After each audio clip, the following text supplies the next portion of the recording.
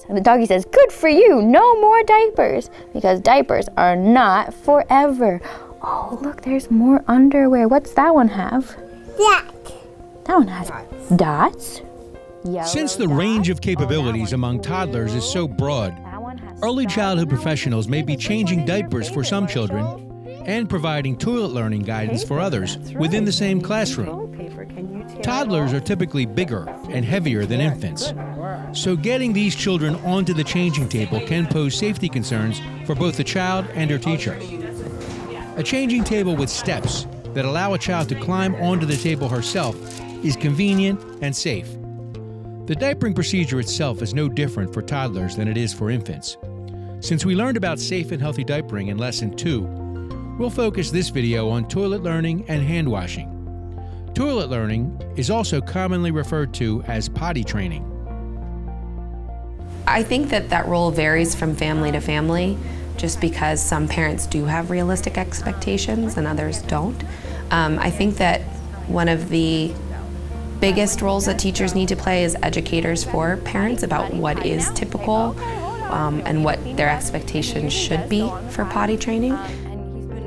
Potty training Luke a lot more, and now he's having accidents, especially at night, so I don't really know how to handle that, or if you could tell me, I'm sure you have experience. But I also think that it's really important that teachers and parents work together to make sure that potty training is a consistent experience across environments.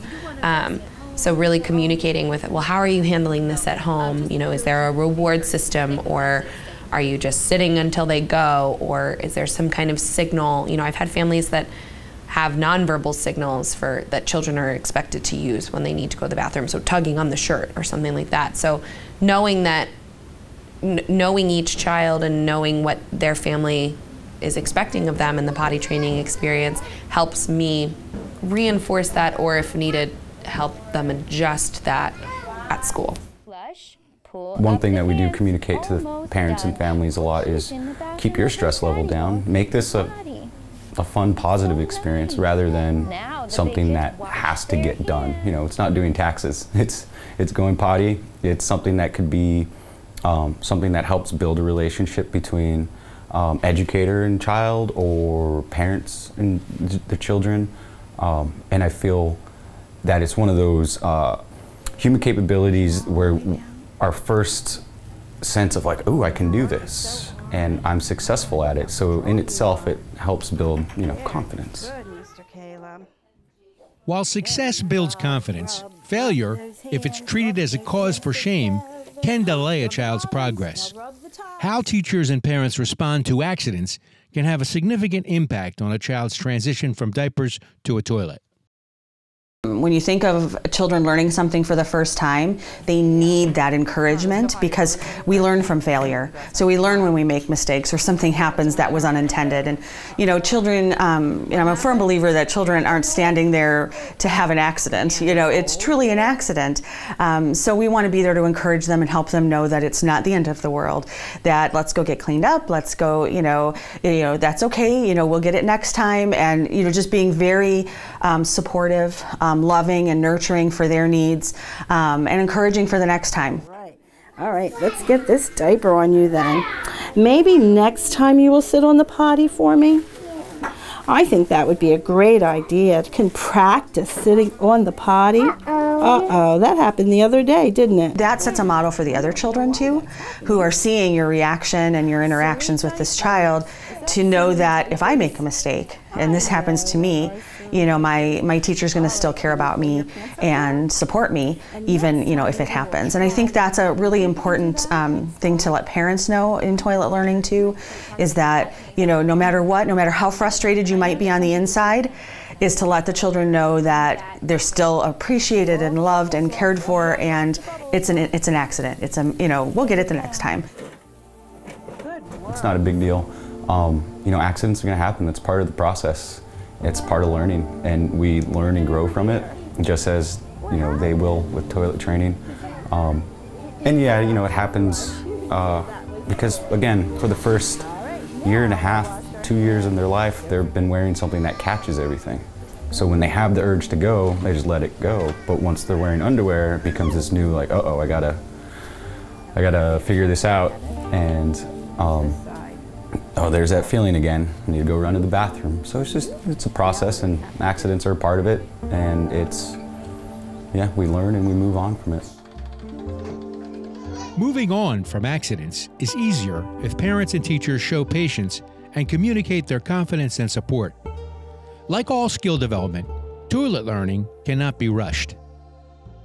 I feel like 9 times out of 10 when I find out that a family is trying to rush their child through potty training, it's because they have another one on the way and they don't want to deal with 2 children in diapers.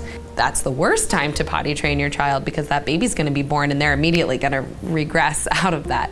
And so using research and using developmentally appropriate practice to educate parents, again, on what's appropriate for not only their child, but that age group, or what milestones are appropriate at different ages, differences between boys and girls, research on what happens when another baby is brought into the family. So I think it's important for teachers to recognize that they are the experts, and it is appropriate for them to share their expertise and to work with families to find a common ground for the child, because the one thing that everybody does have in common is that they're all there for that child. Anytime teachers and children change a diaper or use the toilet, both need to wash their hands. The Center for Disease Control and Prevention, or CDC, recommends frequent hand washing in early care and education settings. All right, turn the water off. One, when they come to the child care facility in the morning. Second, after toileting or diapering. Third, before eating. After eating, probably not a bad idea either.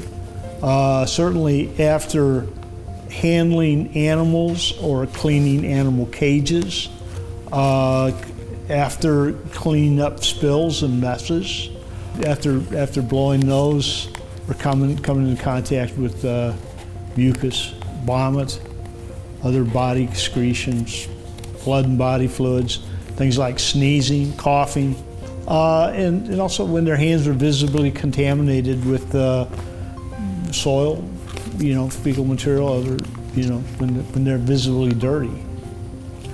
These are all times that they need to wash their hands with soap and water.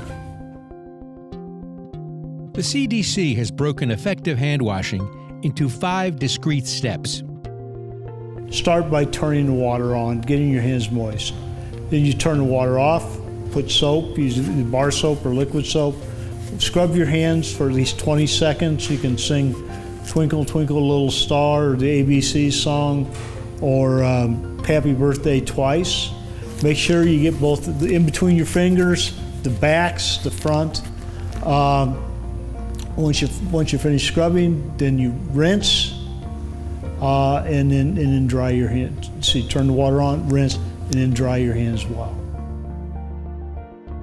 Consistent hand washing is the simplest and most effective way to protect yourself and the children you serve from the spread of germs and the resulting outbreaks of illness.